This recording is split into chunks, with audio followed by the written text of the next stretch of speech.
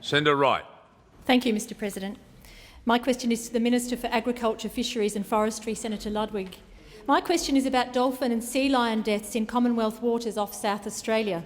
I refer the Minister to a 2010 report by the South Australian Research and Development Institute, SARDI, mitigating seal interactions in the southern rock lobster fishery and the gillnet sector, southern and eastern scalefish and shark fishery in South Australia, that an estimated 256 sea lions are killed each year within these fisheries.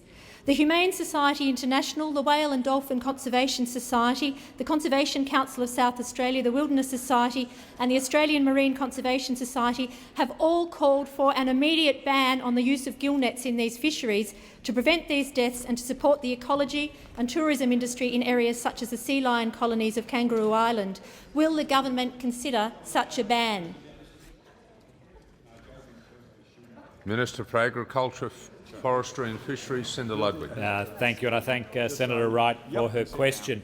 I'm aware of the Humane Society International and 4 other conservation groups which are calling for immediate cessation of gillnet in the southern and eastern scalefish and shark fishery in Commonwealth waters. Can I at least preface my remarks? Australia has some of the best managed fisheries in the world. The Gillard government, of course, is committed to ensuring the long-term protection of biodiversity in the marine environment. Interactions with protected marine species in all fishery sectors are taken seriously by this government. The Australian Fisheries and Management Authority, AFMA, has initiated new arrangements to better protect and monitor Australian sea lions, dolphins, seabirds and non-targeted shark species. But turning to specifically sea lions, AFMA implemented the Australian Sea Lion Management Strategy on 1 July 2010 to reduce the risk of and improve the level of information on sea lion interactions in the gillnet sector of the gillnet, hook and trap fishery. Advice on the implementation of the strategy is provided by a working group which comprises marine mammal experts and environment and fishing industry representatives. The strategy was strengthened on May 2011 to provide enhanced protection for sea lions and other threatened, endangered, protected species.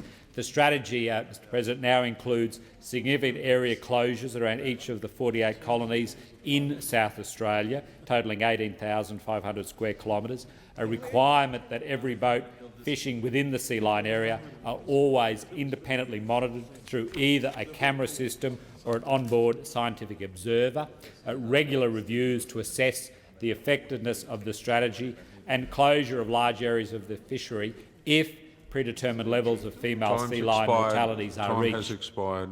Senator Wright. Thank you, Mr President. I have a supplementary question to the Minister, and that is that the 5 conservation groups I mentioned are concerned that the Australian Fisheries Management Authority seems unwilling to share clear information about the number of dolphin deaths, 13 dolphins apparently within the first 3 months of this year, and they're concerned that the failure to provide that information means that the scientific expertise is not necessarily available to adequately protect those creatures as well. Does the government have a response to that?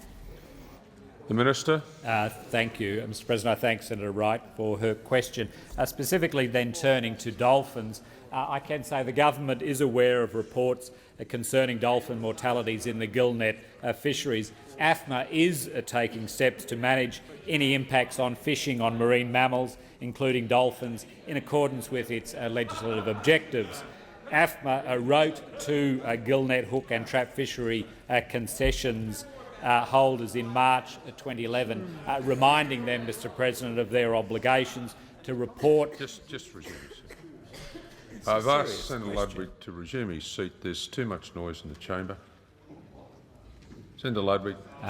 Thank you. Just to the area of providing more detailed information to Senator Wright and to those who are studying and conservating dolphins, an AFMA wrote to the gillnet, hook and trap fishery concession holders in March 2011 to remind them of their obligations to report interactions with threatened, endangered and protected species. There have Time has expired. Senator Wright.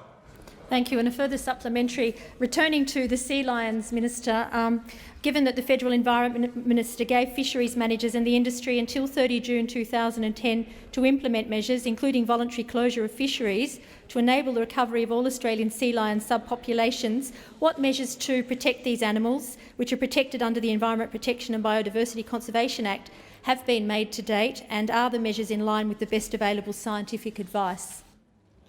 The Minister. Thank you, Mr President. I thank Senator Wright for her second supplementary question. As I said in my primary answer to the question, I outlined the strengthened strategy from 1 May 2011. In addition, this strategy recognises that breeding females are the most important part of the population in terms of population growth. AFMA is reviewing the acceptable mortality levels for each colony given their varying size and status. AFMA remains proactive in ensuring and maintaining this species. And to ensure appropriate protection of sea lions, AFMA is also reviewing interaction thresholds in the fishery that would see across closed to gillnet fishes if predetermined levels were met. And since the start of the strategy in mid-2010, there have been 3 reported Australian sea lion mortalities. AFMA continues to work with marine mammal experts, other scientists, fisheries and, of course, environmental experts and industries to ensure that the Australian sea lions are properly protected. Time's expired.